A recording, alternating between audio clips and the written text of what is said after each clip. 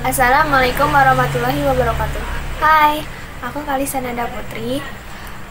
Di video ini aku akan membahas tentang angklung. Angklung adalah alat musik yang terbuat dari bambu yang dimainkan dengan cara digetarkan atau digoyangkan.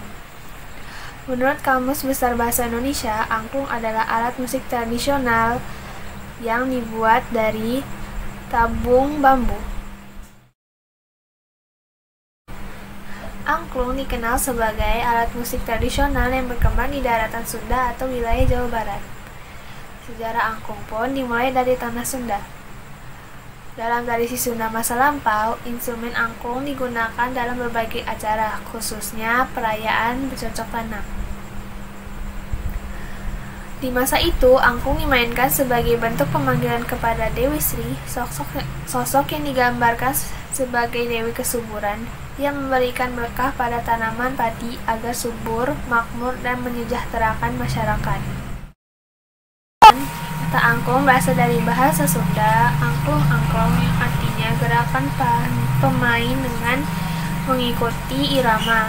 Sementara kata klung adalah suara nada yang dihasilkan instrumen musik tersebut. Ada teori lain yang mengatakan bahwa angklung berasal dari dua kata dalam bahasa Bali, yaitu angka yang berarti nada dan lung yang berarti hilang.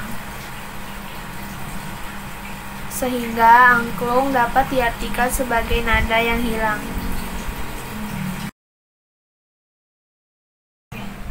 Setiap nada dihasilkan dari bentuk tabung bambu yang berbeda ukuran, sehingga jika digoyangkan akan menghasilkan melodi indah yang enak untuk didengar.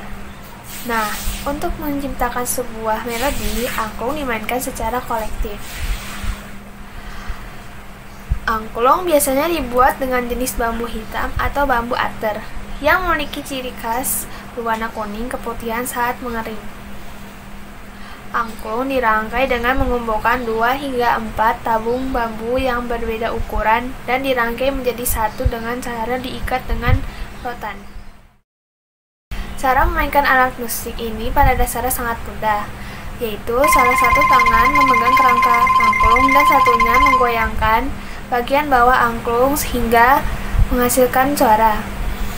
Ada 3 teknik dasar dalam memainkannya, yakni digetarkan, disentak, dan menggetarkan salah satu tabung, sementara tabung lainnya ditahan sehingga tidak ikut bergetar.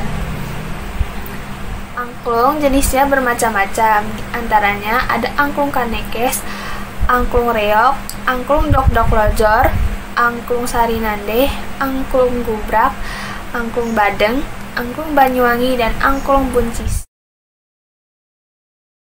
Dalam perkembangannya, kesenian angklung tidak hanya dijadikan sebagai alat musik pada perayaan bercocok tanam saja, namun juga dijadikan sebagai kesenian musik seperti orkestra. Seiring perkembangan angklung, sejak November 2010, UNESCO telah menetapkan angklung sebagai karya agung warisan lisan dan non-bendawi manusia.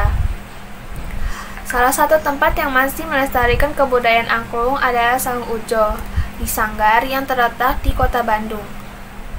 Pengunjung tidak hanya dapat melihat berbagai jenis angklung, tapi juga belajar proses pembuatan angklung dan dapat menyaksikan pertunjukan angklung.